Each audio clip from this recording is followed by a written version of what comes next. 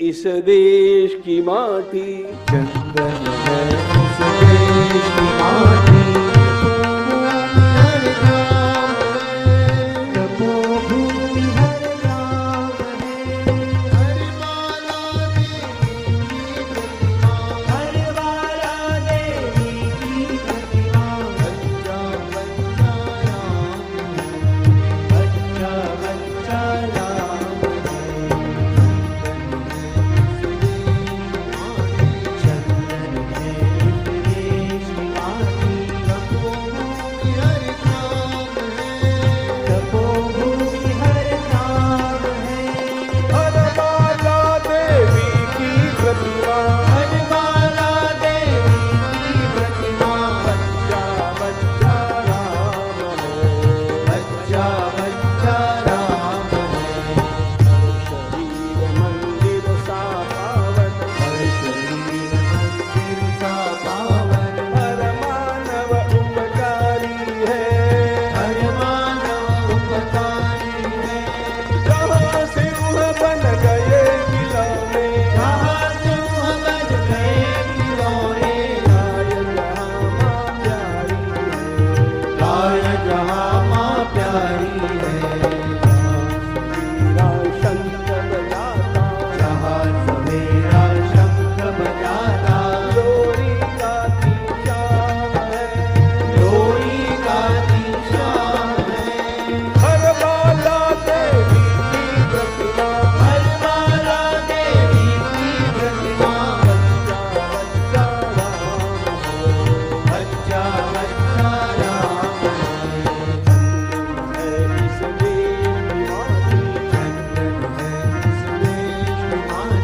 तपोभूमि हर ग्राम है, तपोभूमि हर ग्राम है, हर माता देवी की प्रतिमा, हर माला देवी की प्रतिमा, बच्चा बच्चा राम है, बच्चा बच्चा राम है, जहाँ धर्म से भाग्य बदलते, जहाँ धर्म से भाग्य बदलते, श्रम निष्ठा कल्याणी है, श्रम निष्ठा कल्याणी है, ध्यान और जप की गाथाएं, ज्ञान और भक्ति गाथाएं, कवि की वाणी, बाकी कवि की वाणी है, जहाँ गंगा जलसा, जहाँ का गंगा जलसा, गंगा जलसा, गंगा जलसा, जहाँ का गंगा जलसा, निर्मल है अविराम है, निर्मल है अविराम है, हर माता देवी की प्रतिमा, हर माला देवी की प्रतिमा, बच्चा बच्चा राम है, बच्चा बच्चा राम है, चंदन है इस देश की माटी, चंदन है इस देश की माटी, तपोभूमि हर ग्राम है, तपोभूमि हर ग्राम है, हर माला देवी की प्रतिमा, हर माला देवी की प्रतिमा, बच्चा बच्चा राम है, बच्चा बच्चा राम है, बच्चा बच्चा राम, बच्चा बच्चा राम है।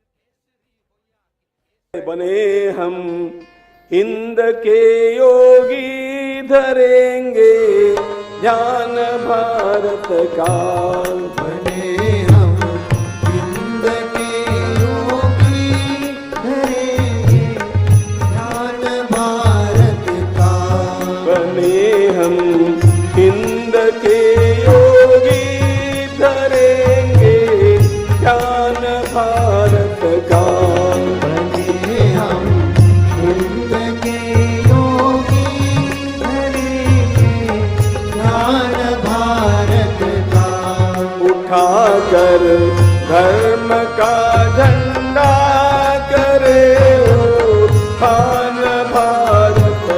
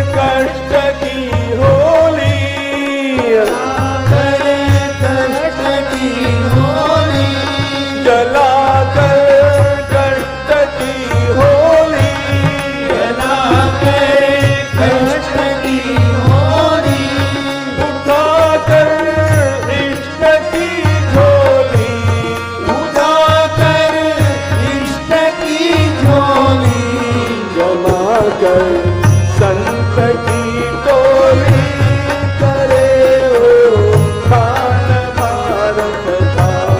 जगा कर संत की टोली करे हो खान भारत का। बने हम हिंद के योगी धरेंगे प्राण भारत का। बने हम हिंद के योगी धरेंगे ज्ञान भारत का। स्वरों में तान भारत की स्वरों में तान भारत की। स्वरों में तान भारत की। स्वरों में तान भारत की। मुखों में आन भारत की।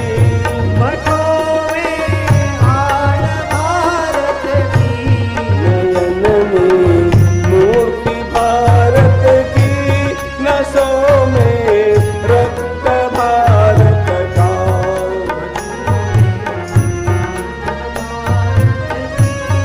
रसों में रक्त भारत का। नयन में मूर्ति भारत की। नसों में रक्त भारत का। नयन में मूर्ति भारत की। नसों में रक्त भारत का। बने हम हिंद के योगी धरेंगे ज्ञान भारत का। बने हम हिंद के योगी धरेंगे ज्ञान भारत का। हमारे जन्म का सार्थक हमारे जन्म का सार्थक। हमारे जन्म का सार्थक हमारे जन्म का सार्थक।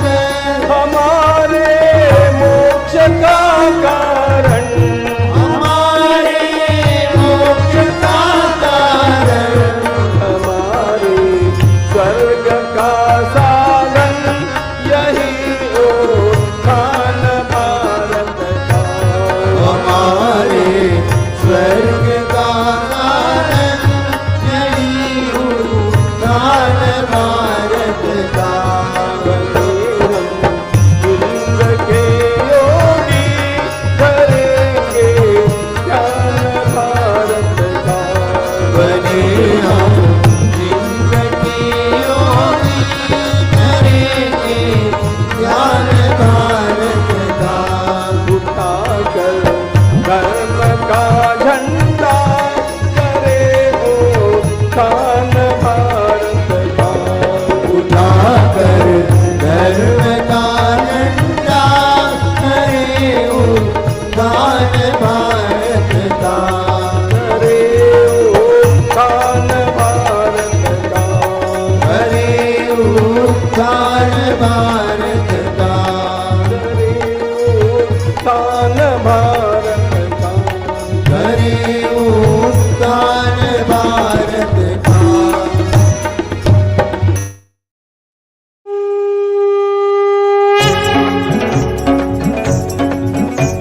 श्री गुरु चरण सरोज रज निज मन मुकुर सुधारि बरनउ रघुबर बिमल जसु जो दायक फलचारि। बुद्धिहीन तनु जानिके सुमिरौ पवन कुमार बल बुद्धि विद्या देहु मोहि हरहु कलेश विकार। जय हनुमान ज्ञान गुण सागर जय कपीस तिहु लोक उजागर। रामदूत अतुलित बल धामा अंजनी पुत्र पवन सुत नामा। महावीर विक्रम बजरंगी कुमति निवार सुमति के संगी। कंचन बरन विराज सुबेसा कानन कुंडल कुंचित केसा। हाथ वज्र औ ध्वजा विराजय कांधे मूंज जनेऊ साजय। शंकर सुवन केसरी नंदन तेज प्रताप महाजगवंदन। विद्यावान गुणी अति चातुर राम काज करिबेको आतुर। प्रभु चरित्र सुनिबेको रसिया राम लखन सीता मन बसिया। सूक्ष्म रूप धरि सियहि दिखावा विकट रूप धरि लंक जरावा। भीम रूप धरि असुर सहारे रामचंद्र के काज सवारे। लाय सजीवन लखन जियाए श्री रघुवीर हर्षि उर लाए। रघुपति कीन्ही बहुत बड़ाई तुम मम प्रिय भरत ही समभाई। सहस बदन तुम रोज सगावै अस कहि श्रीपति कंठ लगावै सनकादिक ब्रह्मादि मुनीसा नारद सारद सहित अहिसा जम कुबेर दिगपाल जहाते कवि कोविद कहि सके कहाते तुम उपकार सुग्रीव ही कीन्हा राम मिलाय राजपद दीन्हा तुम्हरो मंत्र विभीषण माना लंकेश्वर भय सब जग जाना जुग सहस्र योजन पर भानु लील्यो ताहि मधुर पल जानू प्रभु मुद्रिका मेलि मुख माहि जलधि लांघि गए अचरज नाही दुर्गम काज जगत के जेते सुगम अनुग्रह तुम्हारे तेते राम दुआरे तुम रखवारे होत न आज्ञा बिनु पैसारे सब सुख लहै तुम्हारी सरना तुम रक्षक काहू को डरना आपन तेज समारो आपै तीनों लोक हाकते कापै भूत पिशाच निकट नहीं आवै महावीर जब नाम सुनावै नासै रोग हरै सब वीरा जपत निरंतर हनुमत बीरा संकट ते हनुमान छुड़ावै मन क्रम वचन ध्यान जो लावै सब पर राम तपस्वी राजा जिनके काज सकल तुम साजा और मनोरथ जो कोई लावै सोई अमित जीवन फल पावै चारों जुग प्रताप तुम्हारा है प्रसिद्ध जगत उजियारा साधु संत के तुम रखवारे असुर निकंदन राम दुलारे अष्ट सिद्धि नो निधि के दाता असबर दीन जानकी माता राम रसायन तुम्हारे पासा सदा रहो रघुपति के दासा तुम्हारे भजन राम को पावै जन्म जन्म के दुख बिसरावै अंत काल रघुवर पुर जाई जहाँ जन्म हरि भक्त कहाई और देवता चित्तन धरई हनुमत से सर्व सुख करई संकट कटै मिटै सब पीरा जो सुमिरै हनुमत बल बीरा जय जय जय हनुमान गोसाई कृपा करहु गुरुदेव की नाई जो सत बार पाठ कर गोई छूट ही बंदी महासुख होई जो यह पढ़ हनुमान चालीसा होय सिद्धि साखी गौरी सा तुलसीदास सदा हरि चेरा की जय नाथ हृदय महडेरा पवन तनय संकट हरन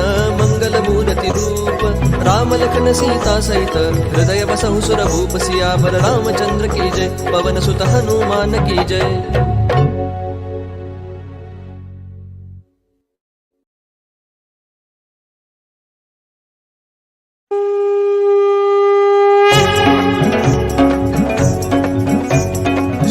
चरण सरोज रज निज मन मुकुर सुधारी बरनउ रघुबर बिमल जसु जो दायक फलचारी बुद्धिहीन तनु जानिके सुमिरौ पवन कुमार बल बुद्धि विद्या देहु मोहि हरहु कलेश विकार जय हनुमान ज्ञान गुण सागर जय कपीस तिहु लोक उजागर रामदूत अतुलित बल धामा अंजनी पुत्र पवन सुत नामा महावीर विक्रम बजरंगी कुमति निवार सुमति के संगी कंचन बरन विराज सुबेसा गाजन कुंडल कुंचित केसा हाथ वज्र ध्वजा विराजय कांधे मूंज जनेऊ साजय शंकर सुवन केसरी नंदन तेज प्रताप महाजगबंदन विद्यावान गुणी अति चातुर राम काज करिबे को आतुर प्रभु चरित्र सुनिबे को रसिया राम लखन सीता मन वसिया सूक्ष्म रूप धरि सिहि दिखावा विकट रूप धरि लंक जरावा भीम रूप धरि असुर सहारे रामचंद्र के काज सवारे लाय सजीवन लखन जियाए श्री रघुवीर हर्षि उर लाए रघुपति कीन्ही बहुत बड़ाई तुम मम प्रिय भरत ही समभाई सहस बदन तुम रोज सगावै अस कहि श्रीपति कंठ लगावै सनकादिक ब्रह्मादि मुनीसा नारद सारद सहित अहिसा जम कुबेर दिगपाल जहाते कवि कोविद कहि सके कहाते तुम उपकार सुग्रीव ही कीन्हा राम मिलाय राजपद दीन्हा तुम्हरो मंत्र विभीषण माना लंकेश्वर भय सब जग जाना जुग सहस्र योजन पर भानु लील्यो ताहि मधुर पल जानू प्रभु मुद्रिका मेलि मुख माहि जलधि लांघि गए अचरज नाही दुर्गम काज जगत के जेते सुगम अनुग्रह तुम्हारे तेते राम दुआरे तुम रखवारे होत न आज्ञा बिनु पैसारे सब सुख लहै तुम्हारी सरना तुम रक्षक काहू को डरना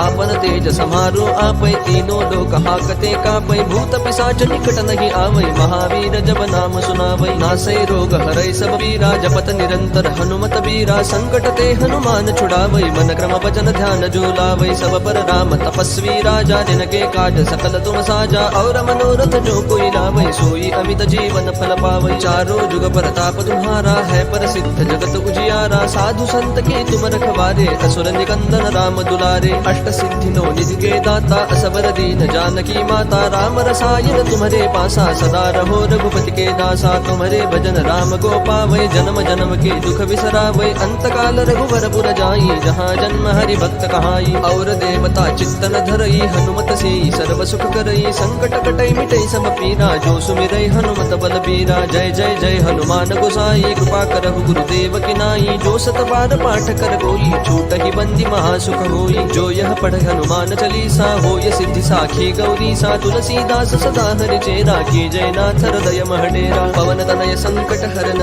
मंगल मूर्ति रूप, राम लखन सीता सहित हृदय बसहु सुर भूप। सियावर रामचंद्र की जय, पवन सुत हनुमान की जय।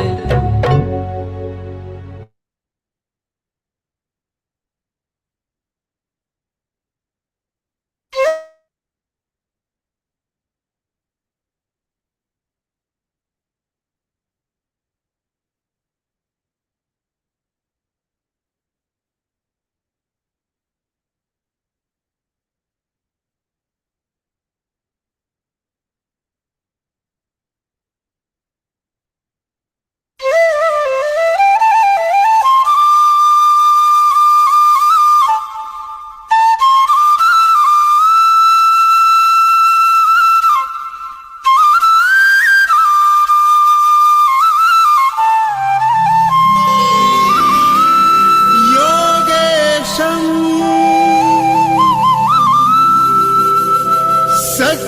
सच्चिदानन्दं वासुदेवं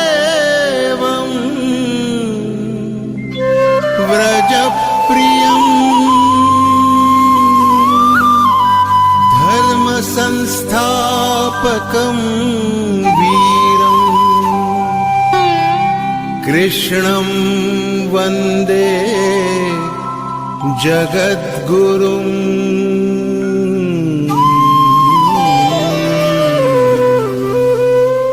ईश्वर भक्ति भाव से बहती संस्कारों की धारा, भारत माँ की सेवा में गीता परिवार हमारा, गीता परिवार हमारा। ईश्वर भक्ति भाव से बहती संस्कारों की धारा, भारत माँ की सेवा में गीता परिवार हमारा, गीता परिवार हमारा।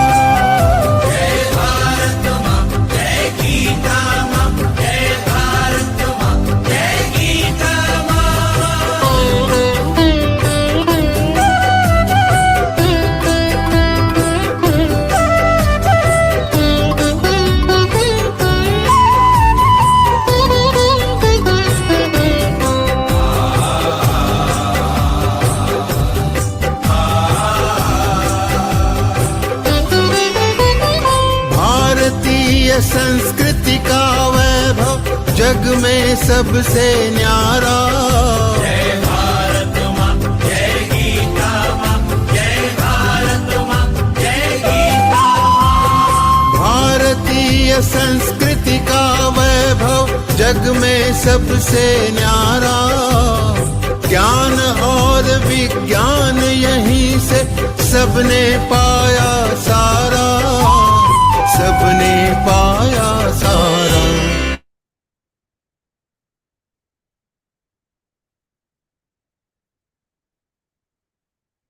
Jai Shri Krishna. Before we start the session, let me bow down to all our gurus, especially Param Pujya Swami Shri Govind Dev Giri Ji. Gurur Brahma, Gurur Vishnu, Gurur Devo Maheshwara, Guru Sakshat Para Brahma, Tasmai Shri Gurave Namaha. As per our tradition, we start our event with a prayer. Prayer is considered to be an integral part of our culture, and it is an expression of our devotion towards the Almighty. For Arambha Prarthana, today we have Manjula Havinahalli Didi from Kundapur. She is offering her services in calling department since last 2 years. Let us invoke the blessings of Lord Krishna. जय श्री कृष्ण दीदी। वसुदेव सुतं देवं कंसचानूरमर्दनं देवकी परमानन्दं कृष्णौ वन्दे जगद्गुरुम्। Krishnau Vande Jagadgurum. Jai Sri Krishna. Didi, thank you very much for the prayer, which has set the ambience for the session. Now is the time for Deep Prajwalan. Light symbolizes knowledge. We light the lamp as a symbol of journey from darkness to light and bow down to knowledge as the greatest of all forms of wealth. Deep Jyoti Para Brahma, Deep Sarva Tapopah, Deep Deepena Sadhyate Sarvam, Sandhya Deepo Namostute. I prostrate to the dusk lamp, whose light is the knowledge principle, which removes the darkness of ignorance and by which all can be achieved in life. Thus, this custom contains a wealth of intellectual and spiritual meaning. For Deep Prajwalan today, we have with us Seema Arbad Didi from Parbhani, Maharashtra. She is a housewife, loves cooking and singing. She joined Gita Parivar in 2022 and is offering her services in calling department. Didi, please.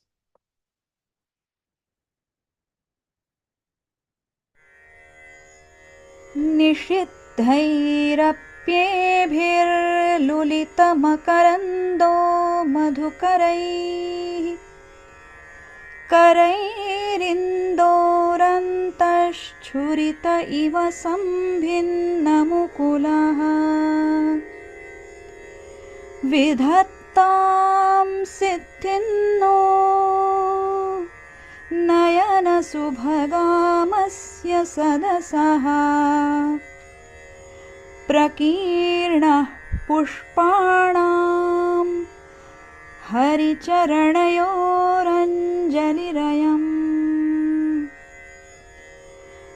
शरदिन्दुनिभां शुभ्रां शुभ्रवस्त्रैरलङ्कृतां कलहंसकृतावासां वरदां Sharada नुमः.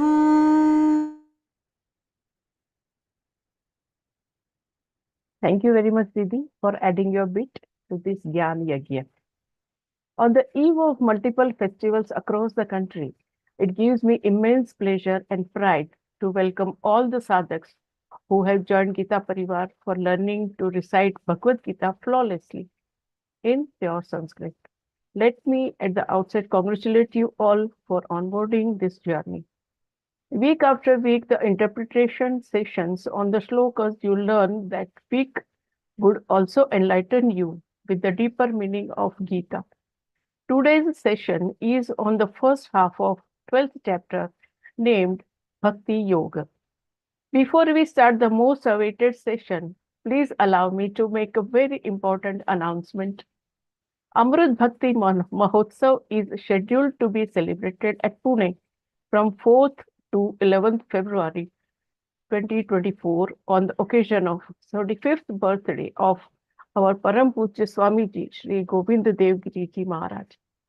Many revered saints from across the country will grace this one of its kind event.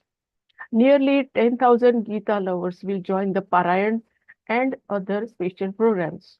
All of you are cordially invited to attend this program.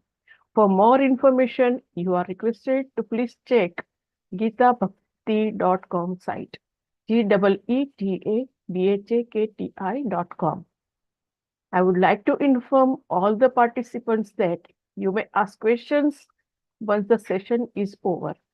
Please raise your hands only after the session is over. Now it is time for the most anticipated part of this session.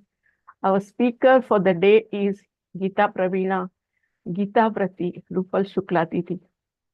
One of the most outstanding and an illustrious Gita sadhak, Didi is the disciple of Param Pujya Swami Guru Govinda Dev Giriji Maharaj and has been with Gita Parivar for the last more than 10 years. That is from a very young age. She has completed Vedanta studies from Chinmaya Vishwavidyapit, Kochi, and earned the coveted degree of Advait Vedant Acharya. Didi has won several awards at national level on Vyakyarth and other competitions. She is one of the program coordinators of online Gita classes. Rupal Didi is leading the literature team and volunteers various responsibilities. It's my honor and pleasure to welcome you, Rupal Didi, for the first interpretation session of the 12th chapter, Bhakti Yoga. Over to you, Didi.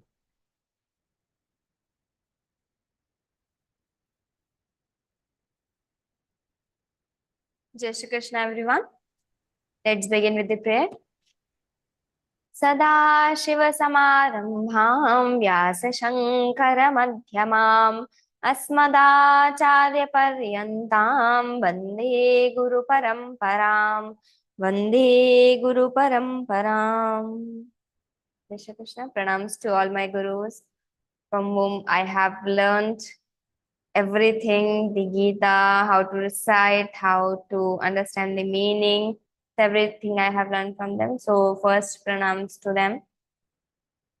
Firstly, I congratulate you all that we all have completed 10 shlokas of the 12th chapter. We are so fortunate, we are so blessed that we are getting this chance to read Gita, to spread this knowledge of Gita. In 18th chapter, the Lord himself said, 68th and 69th shloka, Yaimam paramanguyyam madbhakte shwabhidhasyati bhaktim mai parang kritva mame vaishyatya samshayaha nacha tasman manushyeshu kaschin me priyakrittamaha bhavita nacha me tasman Anyah priyataro bhuvi. Anyah priyataro bhuvi. Kaschin me priyakrittamaha. The Lord said, on this whole earth, whoever will teach Gita, whoever will read Gita, whoever will live Gita, that will be my most favorite. Krittamaha, the superlative degree Lord told here. So we are so fortunate, we are so blessed that we are getting this chance. There are so many people, they are wishing to learn Gita, but they're not getting even this chance. But we have got this chance. And on very first day, we were afraid that we would be able to recite these shlokas perfectly or not, or we can just chant these shlokas or not. We don't have any Sanskrit background. We never even spoken Hindi, we don't understand Hindi, and how we would be able to learn the shlokas, Sanskrit shlokas. But Gita Parivar given us this belief that we can do this. And now after 1 week of our registration, we have learned 10 shlokas and we are so confident that we can complete our Gita now and be a Gita-vati. Keep walking on this path and keep learning Gita, because we have got this chance, so we should take complete benefit of it. We are here to understand the meaning of Gita. We all know Gita, we all know this Arjuna, we all know Krishna, but there is much more to know. Everyone wants to know. If we say in Bhagavad-Gītā, all the questions answer is there. So we want to know what is there for us, and we should know. So, here 12th chapter, yet we sometimes think that why we are starting with the 12th chapter. Why not from first chapter? Some people joined the group and they left. They thought they are sending the wrong chapter, 12th chapter. When they messaged us, they called us. We told them, no, this is level 1 pattern. We will teach you 12th and 15th chapter. So why we are starting with the 12th chapter? So the reason is, 12th chapter is the smallest chapter in Gita. Only 20 shlokas. And again, the 15th chapter is the second smallest chapter. It is also having 20 shlokas only, just the meter difference is there. So, We are starting with the 12th chapter, because if we start with this chapter, after learning these 20 shlokas, we would be having that confidence that yeah, we have completed one chapter and there are only 18 chapters. So we can go further on this path. If we start with the first chapter, there are 47 shlokas. When we learn these 47 shlokas after first chapter, we will say, no, I can't do that. This is so long. So getting that confidence is important, that I can recite the shlokas perfectly. Yes, I can also learn Gita. That is the one thing. And then another thing is, this is Bhakti Yoga, the devotion of yoga. The yoga of devotion, this is Bhakti Yoga. If we are not having that much time, after learning this chapter, we would be so confident that yes, we have got this Bhakti part. This Bhakti Yoga we have learned. This yoga of devotion we have learned. So because this is Bhakti Yoga, we started with this so that if we are not having time after this chapter also, so we will be having that devotion with us. So we started with this Bhakti Yoga, the 12th chapter. This was the reason. Now after completing 10 shlokas, we are gathered here to discuss and to know the meaning of 12th chapter, starting 10 shlokas.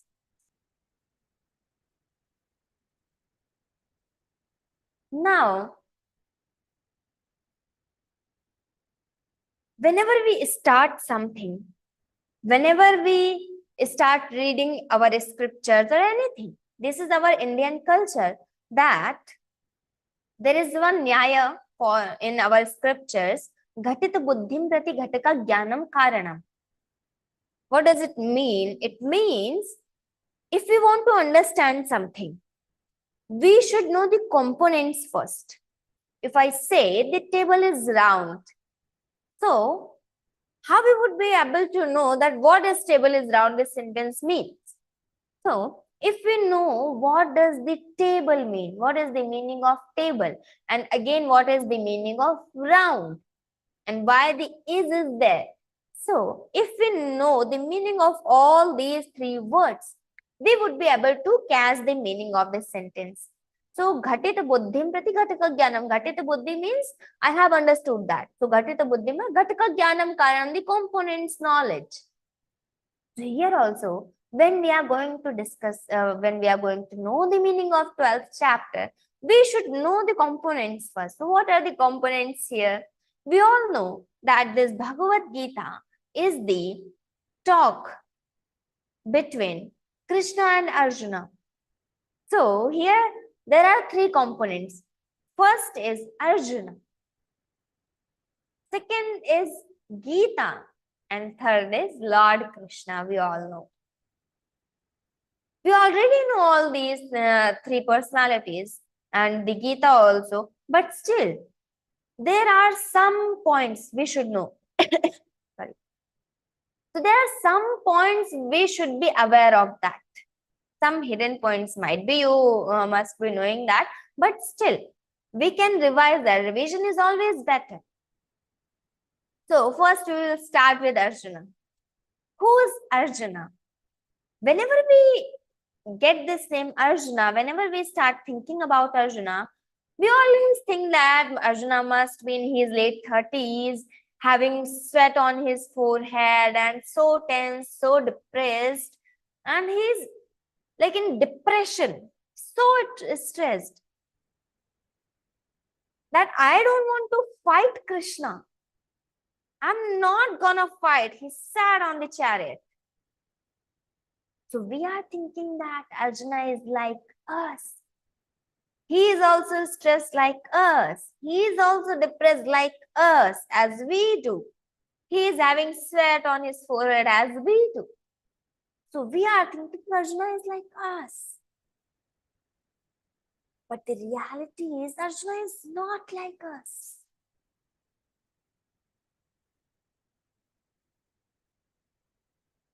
Arjuna is 84 years so mature guy.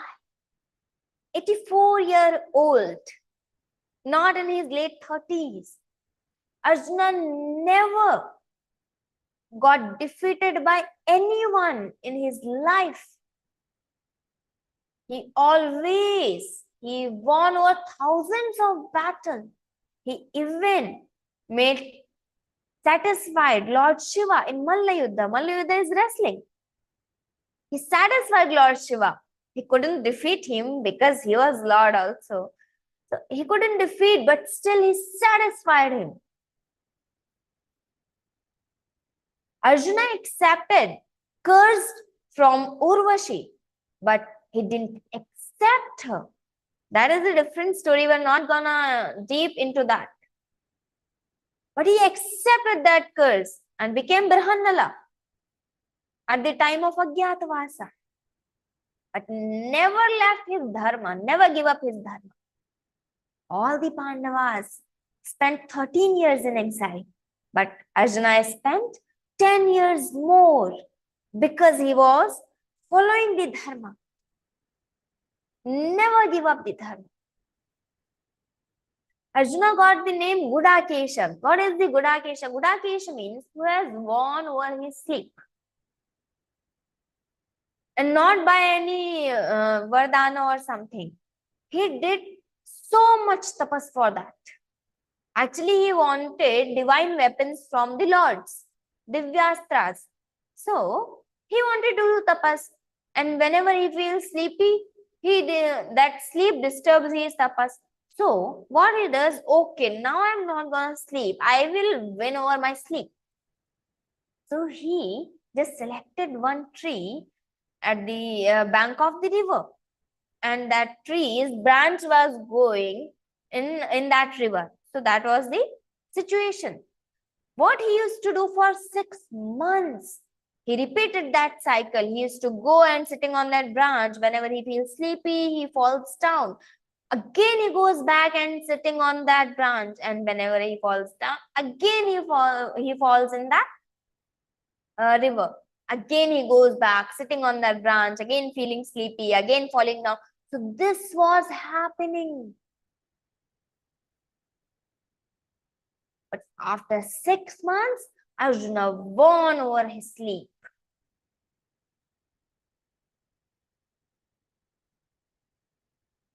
So this is Arjuna. Arjuna is not like us. We are thinking. Arjuna went Sasharira Swarga with his body. No one could go there. Trishanku, one king was Trishanku. He wanted to go there. But he asked Vasishthaji. Vasishthaji just denied, no, I can't do that. He asked Vishwamitra, Rishi Vishwamitra. Vishwamitra said, okay, I will do that. So Vishwamitra sent him in that Swarga, in that heaven, and again Indra kicked him back. And he was hanged between the Swarga and Prithvi Loka. He was hanged between that. So that was the sthiti of Trishanku. So no one can go Sasharira Swarga. But Arjuna went there with his tapas only. Not because he was the son of Lord Indra. No. He went Sasharira Swarga. He was so courageous. He was so good in making strategies. He never disobeyed the dharma. Arjuna did everything righteous only. He never got defeated by anyone. And now in this Mahabharata war, he is saying that no, Krishna, I can't fight. In 2nd chapter, he said, Sidanti mamagatrani mukhancha parishishyati vepathuscha sharire me romaharshascha jayate gandivam sansate hastat त्वक्चैव परिदह्यते न च शक्नोम्यवस्थातुं भ्रमतीव च मे मनः. He is telling न च शक्नोम्यवस्थातुं. I am not able to stand Krishna. I can't fight. Arjuna has taken vow that if anyone will make me to put this Gandhi bow down, I will kill that person. And he himself is telling, Gandivam Sransate Hastat. My Gandiva is falling down from my hands. We can imagine that situation. Arjuna is telling this. Gandivam Sransate Hastat. Tapchaiva paridhyate na cha shaknomyavasthatum brahmati vachame mana. My mind is getting disturbed, Krishna. No, I can't fight. This is the situation of Arjuna, who has never got defeated by anyone. So mature. But he is having that depression. He is stressed. That is happening with Arjuna. This is Arjuna. Now, second is Gita. We all know so much about Gita. Yes, we are here to learn Gita. You must have heard before, and we are learning also now. So, what is Gita? Yes, it is the talk between Krishna and Arjuna. Krishna ji given Upadesh to Arjuna. But here, the Gita is the part of Mahabharata only. In Mahabharata, there are chapters called Parvas. So in Bhishma Parva, the Bhagavad Gita is written, and Vyasaji separated Bhagavad Gita from Mahabharata, and he presented 700 separate shlokas for us. So this is Bhagavad Gita. Vyasaji written very beautifully. Parthaya pratibodhitam bhagavata narayane swayam vyasena grathitam purana munina madhye mahabharatam advaitamritavarshinim bhagavatim ashtadashadhyayinim ambatvam anusandadhami bhagavad gite bhavadveshinim. Parthaya pratibodhita bhagavata narayanena swayam. The Gita is for Parthaya pratibodhita, to make him understand. For his knowledge, the Gita was told by Narayanena Swayam, Bhagavata Narayanena Swayam, by the Lord Narayan himself. The Gita was told. The Vedas are the main source of knowledge, but still the Vedas are the exhales of Lord. But the Gita is direct voice of Lord. He himself is speaking these mantras. These are not just shlokas, these are mantras. How much we chant, how much we learn this creates vibration around us. This gives us vibration, this gives that welfare, because these are mantras, these are having that welfare. The gist of Vedas are the Upanishads, and the gist of Upanishads is Gita, and the gist of Gita is Sharanagati. And Sharanagati is the sar of the 12th chapter, the Bhakti Yoga. That's why we are starting with the 12th chapter. So this is Gita. Now the question comes, why Krishna ji told this Gita to Arjuna only? Why to not Duryodhana? Why to not Dushasana? Why to not anyone else? Why to only Arjuna? So in Shankara Bhashya, Bhagavan Shankaracharya wrote very beautifully, Gunadhikaihi grihitaha anushthiyamanascha dharmaha prachayangamishati. So, who's having many qualities? Who's having more qualities than others? Gunadhikaihi. Who's having more qualities? If anyone should be conveyed to them, that will be prachayangamishati, that will be spreaded. But who's not having gunadhikayi, who's not having so many gunas, if the thing is told to them, that will not go to prachayangamishati, that will not be studied that much. If Lord Krishna has told this Gita to Duryodhana, we must not have this book now to read it. But Arjuna, now how we are just justifying that, and how we are judging that Arjuna is having so many qualities, gunadhikahi, why we are telling he is having adhika gunaha, more qualities? So in 16th chapter, Lord Krishna is going to tell this himself in 5th shloka. In level 2, you will be getting that 16th chapter to know. The 5th shloka. Daivi sampad vimokshaya nibandhaya surimata ma shuchas sampadan daivi abhijatosi pandava. So, O Pandava, O Arjuna, you are equipped with all these qualities. Ma shuchah sampadan daivim abhijatosi. Daivim abhijatosi Pandava. Actually, the 16th chapter started with 26 divine qualities. Abhayam sattva samshuddhir jnana yoga vyavasthitihi ranandamasya yagyascha swadhyayasthaparjavam ahimsa satyam akrodha tyaga shantirapayishunam daya bhuteshvalo luptvam mardavam hrira chapalan tejah kshama dhritish shaucham adroho natimanita.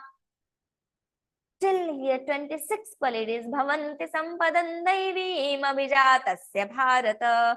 Arjuna, you are already having these 26 qualities. You don't need to worry. Ma shuchaha. So here the Lord told Arjuna, you already have these qualities. Gunadhikaihi. Arjuna already having this. Arjuna did everything right, yes, only in his life. That's why he was so lovable to Krishna. The Gita was told to Arjuna. Gunadikai. The reason was Gunadikai Adhikyatvat.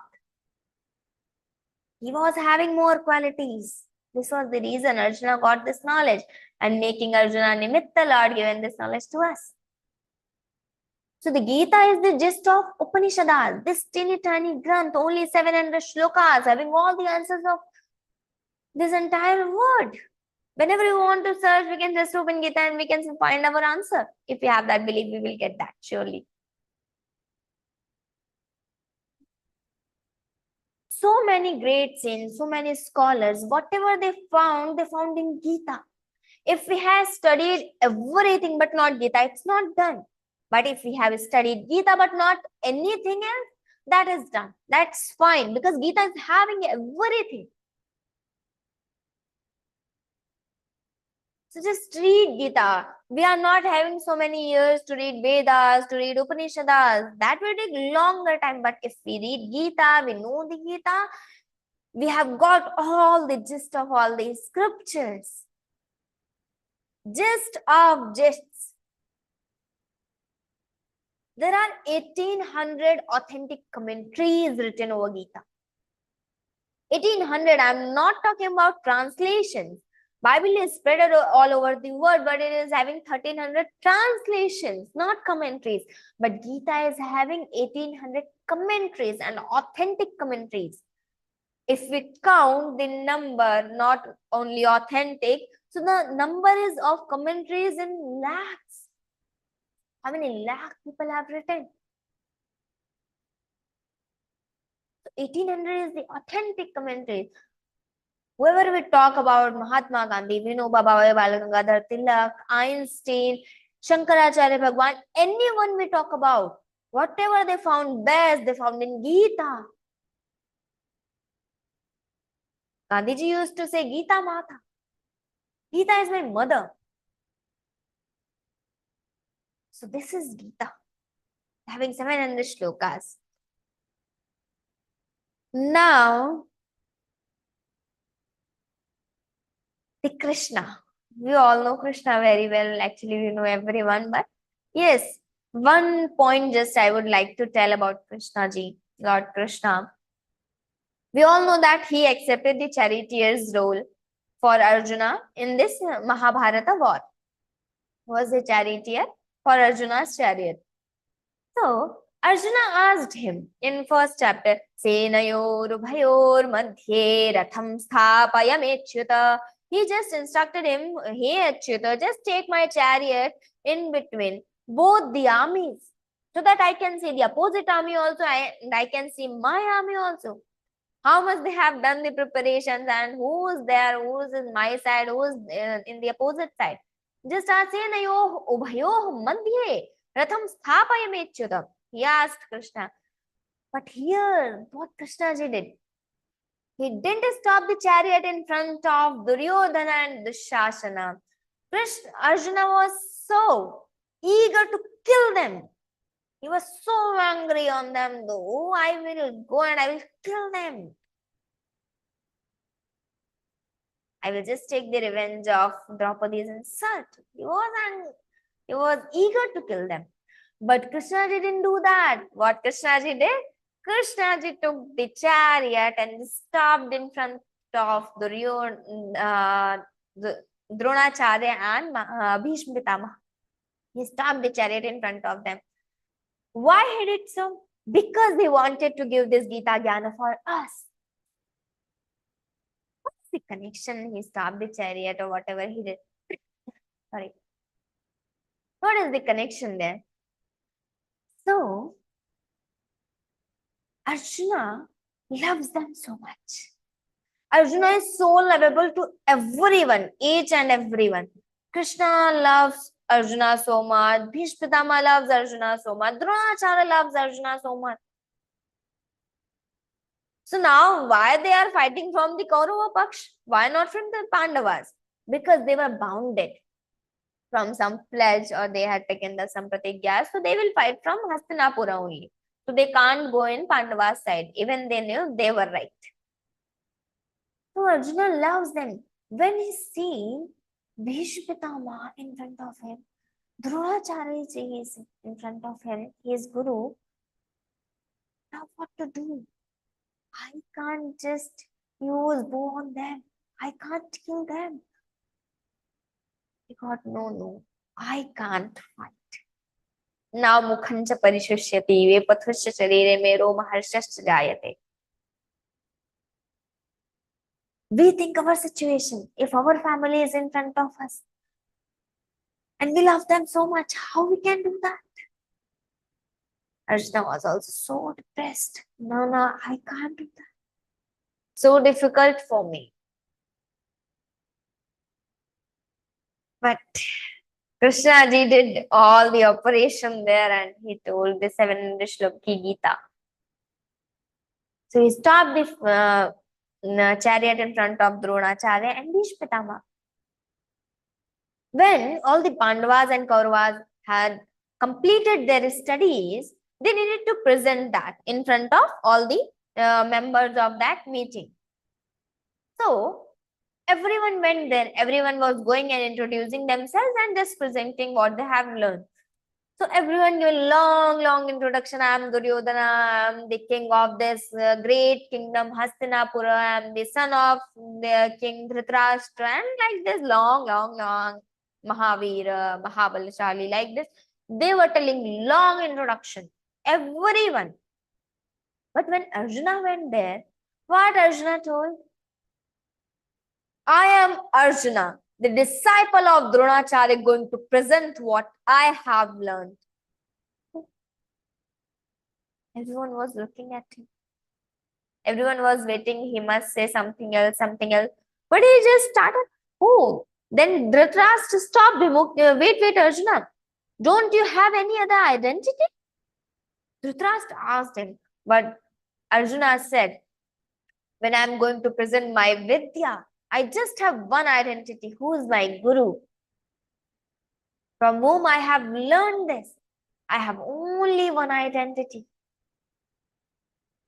Dronacharya never taught the Brahmastra to his own son, but he taught that Brahmastra to Arjuna. Not even anyone else other than Arjuna. Arjuna knows the Brahmastra, but no one else. Bhishma Pitamaha used to wear white clothes like I am wearing right now. So Shweta Vastrani. He used to wear white clothes. So whenever all the Pandavas and Kauravas come back after playing, everyone is having so much dust. Bhishma Pitamaha loves Arjuna. Whenever Arjuna comes, he just take him in his arms. Because when we love so much, we just love to hug them. So Bhishma Pitamaha always used to, whenever Arjuna comes, he used to take in his arms. Everyone asks him, you are wearing white clothes, you will need to change, you will need to wash and everything. So he's, okay, it's fine. But he can't stop himself without loving Arjuna. Everyone loves Arjuna so much. Krishna ji stopped the chariot in front of Dronacharya and Bhishma Pitama intentionally, that Arjuna will say that I can't fight, and then I will give this Gita Jnana to him, making him nimitta to everyone. And he knew that we will be sitting here and we will be just reading these shlokas and getting this meaning of Gita. So he did that. Now, let's start with the 12th chapter. This was the preface. The Gita, the Krishna, the Arjuna, we got to know little bit about them. Now, the Bhakti Yoga, 12th chapter. We are starting from here. From 1st to 10th chapter, Lord explained the unmanifest Lord's worshipping. Nirguna Nirakara Brahma. In 8th chapter, Aksharam Brahma Paramam Swabhavo-dhyatamuchyate Bhuta-bhavo-dhavakaro Visargah Karma Sangitaha. So, he explained from 1st chapter to 10th chapter the Nirguna Nirakara Bhakti. Now in 11th chapter, ending 55th shloka, Mat karma krin mat paramo mad bhakta sangavarjitaha nirvairas sarva bhuteshu yes samameti pandava. So he told this Saguna Sakar Bhakti, the manifest Lord's worshipping. Now Arjuna got confused that Lord, till 10th chapter it was fine that only Nirguna, the unmanifest Lord was there. Now he is telling about manifest Lord. So he got confused to whom I should worship. So he is just explaining his Shanka, what doubt he has now. In 12th chapter, 1st shloka, let's start. Evam satata yukta ye bhaktas tvam paryupasate ye chapyaksharam avyaktan teshanke yoga vittamaha. Arjuna is telling here, those devotees who are ever integrated, does meditate on you. He is telling that Evam satata yuktaye.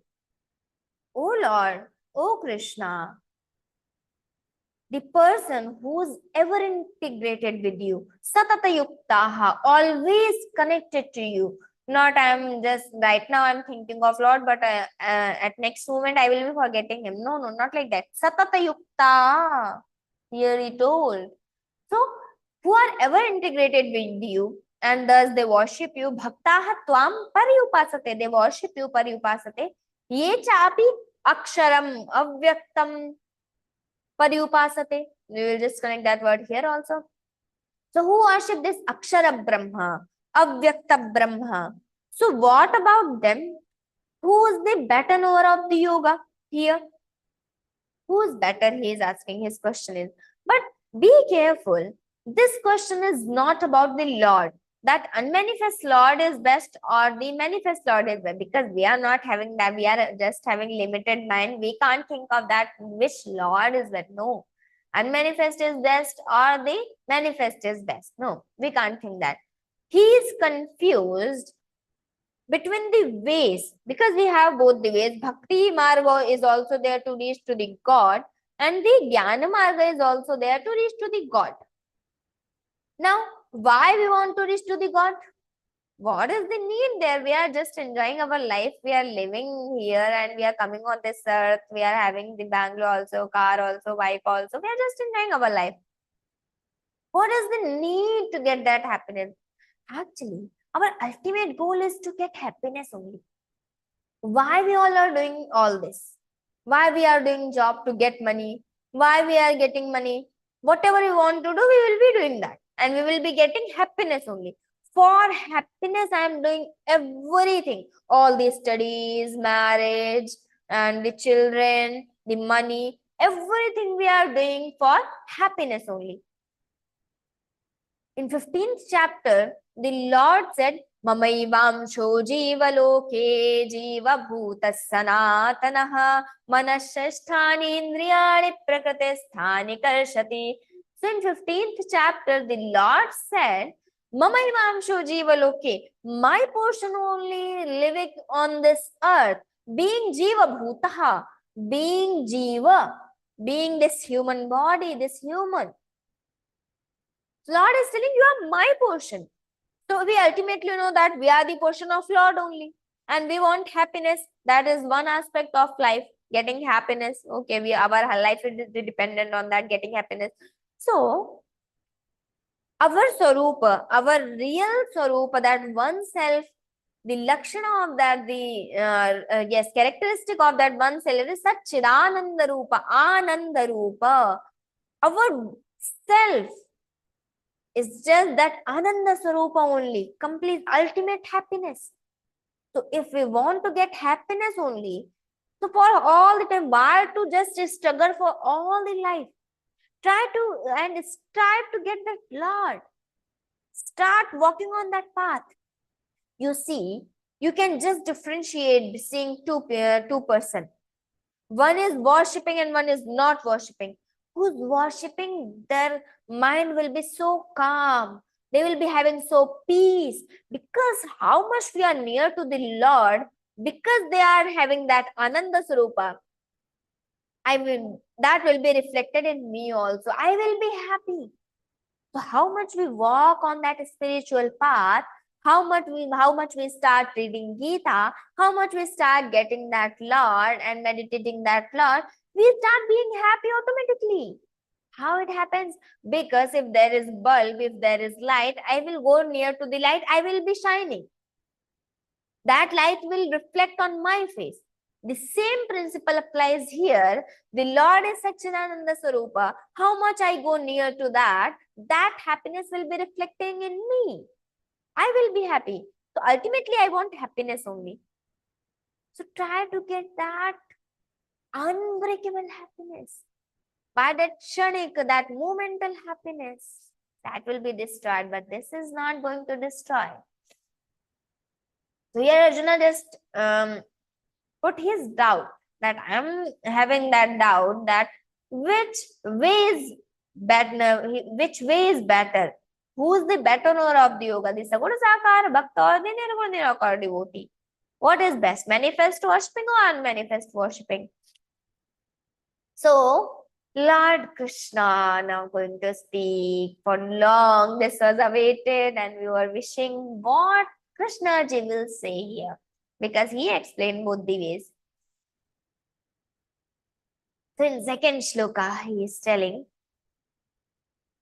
Śrī-Bhagavānuvaca Mayyāveshya mano ye man nitya yukta upasate Shraddhaya parayopetas me yukta tamamataha. The Lord is telling here, Mai aveshya mano ye man nitya yukta upasate. The Lord said, those whoever integrated with me and possessed of supreme faith, Mai aveshya mano ye man nitya yukta upasate. Mai aveshya. Aveshya is the word of avishta. Avishta means fixing. So Mai aveshya, Mai means into me. So Lord is telling, who has fixed their mind into me and they are possessed with supreme faith. Maya Veshamanoya Nitya Yukta Upasate. They are just worshiping me with supreme faith.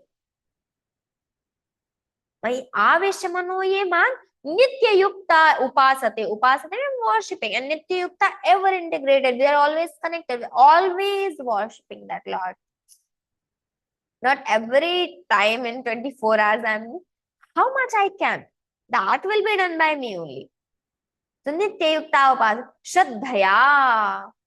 With faith.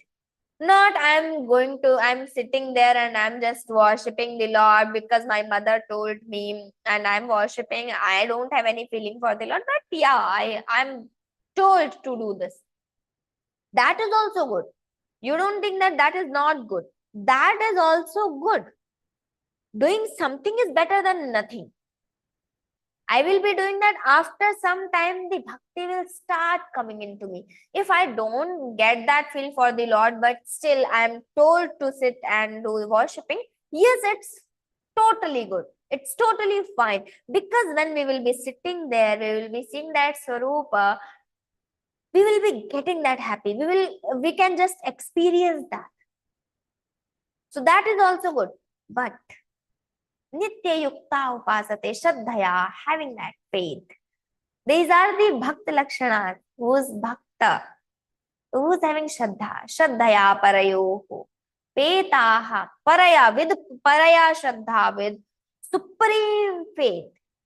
Shraddhaya Parayo Petaha. Taha. Te me Yukta Tamamataha. They are always integrated with me, Krishna. These are considered by me. And highest among the yogins means these are the better knower of the yoga. Te me yuktatama mataha yuktatama. He told they are the best yogis. Now, Lord explained from first chapter till 10th chapter the Akshara Brahma Sarupa, that unmanifest Lord. Now he is telling the best is Saguna Sakara Bhakti, the manifest Lord worshipping. What is this? How he is telling that?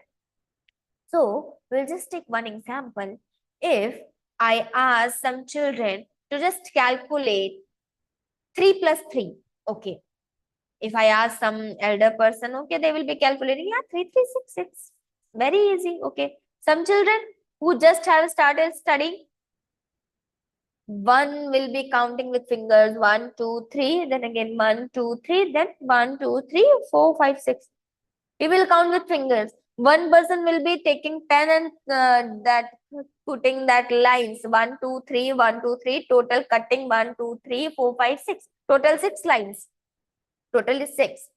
One person will be taking abacus. One person will be taking calculator to calculate that. And one person will be taking laptop or phone or anything. That doesn't matter. What is best for them? I can't say that fingers are best for you or pen is best for you or you can just do abacus and you can just use your mind. No.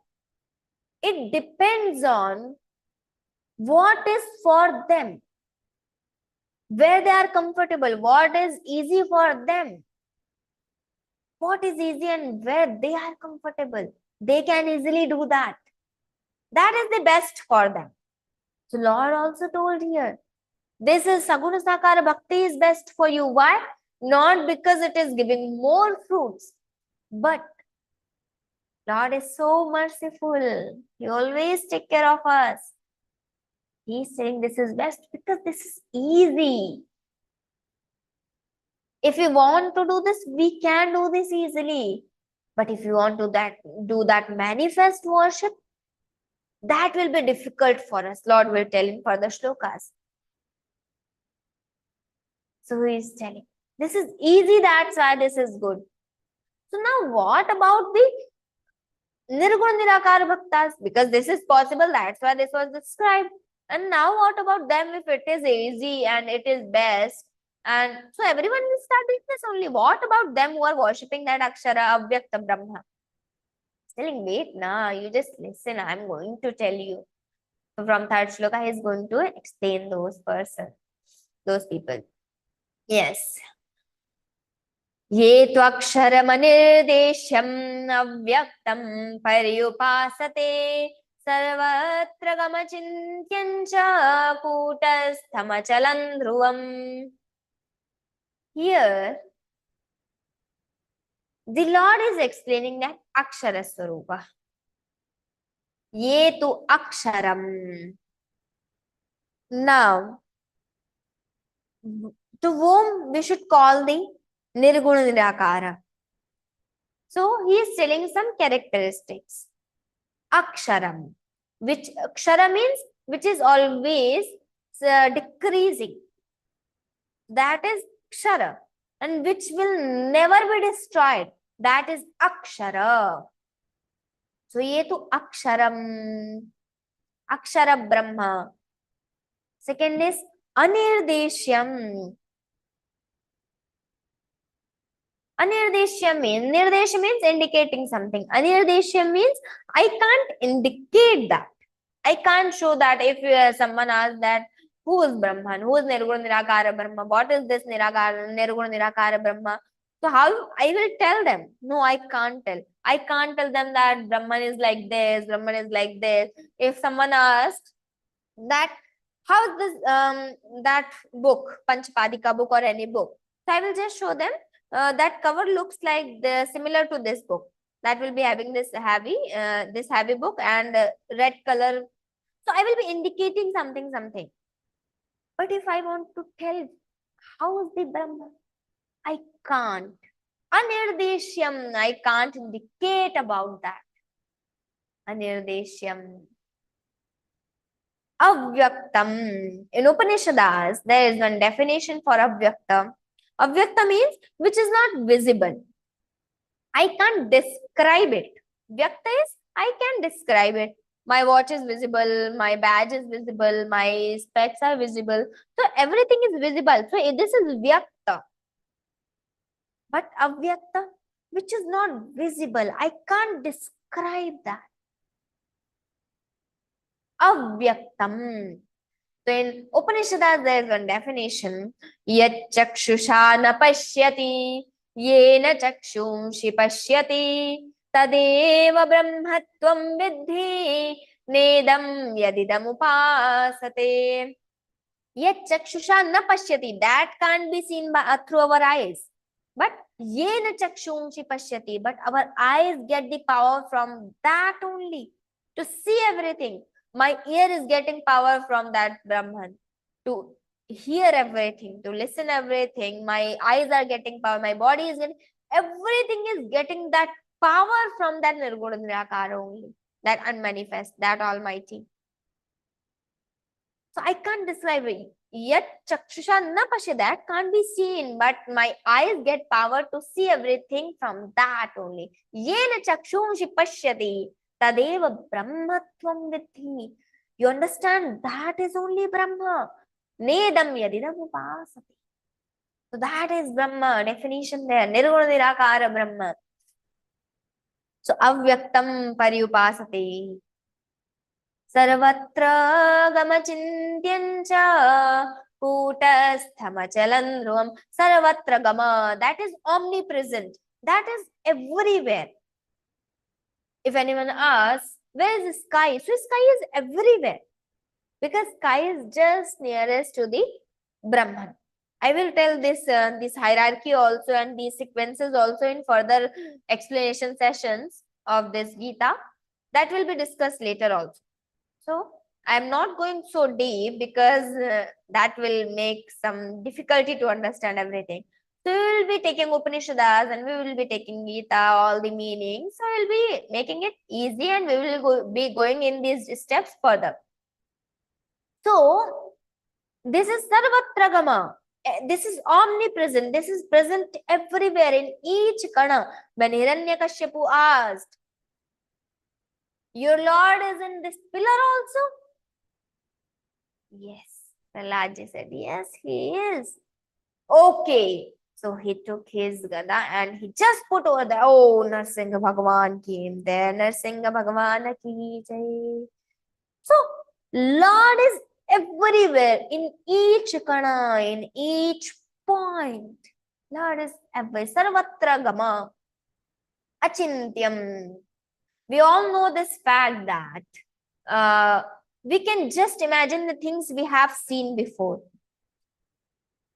Whatever we dream, whatever we just imagine, we must have seen that before. So that is chintyam. Chintanam means thinking of something. So we can only think of something when we have seen that before also. But Brahma is achintyam because we never have seen him. Seen this Brahman. We never seen that Almighty. We never seen that Supreme Lord. So that is achintyam. We can't think of that. How it looks like. If you want to meditate, do meditation of that Nirguna Nirakara, so everyone will just suggest you don't see anything. You keep focusing You keep focusing on that blank, shunya, nothing. So that is nirguna nirakara. So that is nothing. Achintyam, kutastham. In our scriptures, Kut word is famous for Maya also. So Kutastha means the adhisthana, the cause of that Maya. Maya is, because of that Maya only we are able to see everything. This everything is visible, everything, this prapancha is there. The Advaita Vedanta Siddhanta is Brahma Satyam Jagan Mithya. Only Brahma is Satya and Jagan Mithya. This is just illusion created by that Maya. And Maya is the power of that Brahma. So that's why that Kutastha, the adhisthana of that Maya. And one more meaning is never changeable. Kutastha, never changeable. Not having any part, not having any side, just stable. Achalam, immovable. This doesn't move because this is Sarvatra Gama. This is present everywhere. So if I am everywhere, I am here. So I can just walk 2 steps and I can just change my place. But Brahma is everywhere. How it can go from one place to another? It can't go. That's why Achalam, Dhruvam, eternal. Because it is everywhere, it is Achalam, that's why it is Dhruvam, eternal. It will be, it was there, it is here, it will be there. Eternal. Now, 4th shloka is connected to this only. But 4th shloka is very beautiful. Let's see that. Sanniyam yendriya gramam sarvatra samabuddhayaha te prapnuvanti mameva sarvabhuta hite rataha. Sanniyam, here the quality of told of that person, that Jnana Yogi. And also the shloka is very famous and this is also referred for volunteers. Whoever is volunteering, whoever want to serve. So many things are told here. Let's discuss one by one. 4th shloka. So here in 1st quarter, there are 4 quarters in one shloka. 1st, 2nd, 3rd and 4th. So in 1st quarter, Sanniyam Mendriya Gramam. This is Achara Samhita. How we should live. 2nd quarter is telling us our drishtikon, our vision. Sarvatra Samabuddhayaha. 4th is Sarvabhuta Hite Rataha. This is what we need to do. Sarvabhuta Hite Rataha, the welfare of everyone. And 3rd quarter, te prapnuvanti mameva. Here the phala is told, the fruit of that. So, te prapnuvanti mameva, they will get me only. Lord is telling. So, first is Achara Samhita, 2nd is the Drishtikona, the vision, and 3rd is the Kar, what we should do, what the work we should do, and the 3rd quarter is indicating that phala, what is the fruit of this. So, Sanniyam Mendriya Gramam, it means having restraint all over our senses, all the indriyas, our eyes, these are the Jnana Indriyas, the senses of knowledge, the eyes, the ear, the skin, this jiva, this tongue, these are the senses of knowledge, this nose, these are the senses of knowledge. And there are senses of action also, this mouth, hand, leg, genitals and rectums. So these are the 10 indriyas, these are the 10 sense objects. So here is saying Sanniyam Indriya Gramam. Indriya means one indriya, eyes or ear, anything we can refer. But Indriya Gramam means that group.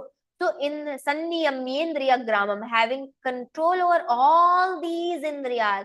Sanniyam, not only niyam means controlling over, but Sanniyaman means very well controlled. Not this time I will control, next time I will not control, next time I will try, after 1 hour I will again continue, right now I want to eat jalebi, I will not continue. No, not Sanniyam Indriya. This is our living should be. So Sanniyamendriya Gramam, controlling all over the Indriyas. Sarvatra Samabuddhaya, having everywhere equal eye. There is no Jat Paat, there is no Bhed Bhava, there is no partiality. Sarvatra Samabuddhaya. But be careful. There is one concept in our scriptures. Samavartana, Samadarshana. Samadarshana means seeing everyone equal. Samavartana means not just behaving same with everyone. You see, with dog, we can have Sarvatra Samabuddhaya. I can see, yes, he is also having that self only. He is also having that Lord in his heart only. So he is also that Jiva, that being only, living being only. So I will be having that drishti. Yes, I should have Karuna Daya for him. But I can't do Samavartana with him. I can't call him to sit and eat in my plate. That is Samavartana. Okay, you come and eat with me. Okay, you are my lovable dog. No, this is Samavartana. Samavartana is not important. Samavartana should not be done. Samadarshana should be done. I will be seeing everyone equal. This is Shastra Viruddha. If you call one dog and okay, come eat with me. No. This is Samavartana. Be careful here. So Sarvatra Samabuddhaya. Te prapnuvan. They will get me only. Who are doing the welfare of everyone, Sarva Bhuta Hiterata, who are always busy in the welfare of everyone. Sarva Bhuta Hiterata, welfare of everyone. Here it is told, yes. So let's see the fifth shloka. We need to go a little faster. Now in fifth shloka, Lord told why I told in second shloka briefly that yes, this is good. So let's see. क्लेशोऽधिकतरस्तेषाम् अव्यक्ता सक्तचेतसाम् अव्यक्ता हि गतिर्दुःखं देहवद्भिरवाप्यते. Here he told क्लेशः अधिकतरमस्ति तेषाम्, whose क्लेशः means the struggle will be more for them who are worshipping the unmanifest Lord. क्लेशो अधिकतरमस्ति तेषाम् अव्यक्ता सक्ता चेतसाम्, who are worshipping that avyakta Brahma, who are worshipping the avyakta Brahma, the klesha, the struggle is more for that. Yes. Avyakta hi gatir dukkham, avyakta sakta chetasam. The trouble is more for them. Tesham avyakta sak, whose minds are set in the unmanifest, who are always thinking of that unmanifest, who are just meditating that unmanifest. The klesha adhikataram tesham. Avyakta sakta. Avyakta asakta chetasam. Asakta chetasam means the mind is fixed in avyakta. Avyakta asakta chetasam. Avyakta hi gatihi dukkham. That unmanifested is that goal is for pain, and that is difficult by getting dehavadhi avapyate. Avapyate means attaining that. So this reaching that unmanifest is difficult for dehavadhi, for these embodies like us. This is difficult to get that. That's why Lord told in brief that getting that the Saguna Sakara Bhakti is easier than the Nirguna Sakara Bhakti. So that was easy because of that is that was best because that is easy, not because this is giving more fruits. Now from the sixth shloka, Arjuna is telling this is difficult. Saguna Sakara is also difficult. Fixing, always thinking of Lord, meditating that Saguna Sakara Bhakti with all the ways I am worshipping that of Brahman only. That is also difficult. So here Arjuna told, Arjuna was having some confusion of how to do this. Krishna ji just observed that actually Arjuna will do whatever Krishna says. This is Gita is for us, not for Arjuna. Arjuna is a devotee of Lord Krishna. He accepted Krishna, weaponless Krishna, not the army, Narayani Sena. So Arjuna is a devotee of Lord Krishna. Whatever Krishna says, he will do that. But Krishna wanted to tell Gita for us. That's why everything is just we are imagining. Arjuna is having that confusion. Now Lord is going to clarify. And he is going to give so many ways to us about this. Let's see 6th shloka. Ye tu sarvani karmani mayi sanyasya matparah ananye naiva yogena mandhyayanta upasate. Ye tu sarvani karmani mayi sanyasya matparaha. The Lord is telling, for those who dedicate all the actions to me and hold me as their supreme self. Ye tu sarvani karmani mayi sanyasya matparaha. They dedicate all the actions to me and matparaha. They hold me as their supreme self. Ananyena iva yogena. With ananya yoga, O Lord, there is no one other than you for me. You are only mere to girdhar gopal dusaro na koi. So only Girdhar Gopal is mine. So Lord, other than you, there is no one for me. This is Ananya Yoga. Ananyena iva yogena mandhyayanta upasate. Lord is telling. So, ye tu sarvani karmani, who just dedicate all the karmas to me and send matparaha, behold me as your supreme self. Only I am the supreme for them. Ananyena iva yogena, oh Lord is only for me. Ananya yoga, I will be worshipping that Lord. Man dhyayantu upasate. And Ananya yogi should be careful that if I am worshipping any other Lord also, there is no problem. But still, whenever we worship that, we should have the image of our Lord only. We can have our image, but we should not say, okay, no, my is Shankarji, I can't pray Vishnuji. No, not like this. Worshipping Vishnuji is also thinking that, yes, Shankar is there. Worshipping Shankar. Thinking that is the Ananya Yoga. Ananyena imam dhyayanta upasate. They just meditating on me with the exclusive devotion. Mam dhyayanta upasate ananya yogena. This is exclusive devotion. This was one way. You just dedicate all the karmas into me. It's so easy, but Arjuna is still confused. It is because this is not easy doing anything, and I will just say, okay, Lord, I'm just dedicating this to you. No, not easy. So let's see 7th shloka. Lord is giving, okay, you wait. What will happen if you just dedicate all the karmas into me? Teshamaham samuddharta mrityu samsara sagarat bhavami nachirat partha maya veshita chetasam. To those whose minds are set into me, Teshamaham. My aveshita chetasam. First we need to understand this meaning. My aveshita chetasam, whose chetasam means that mind, whose minds are connected into me, integrated with me. Tesham, for them, what I do? Samuddharta. I just make them to cross this ocean of samsara, the ocean of birth and death. I make them to pass this. Bhavamina chirat partha.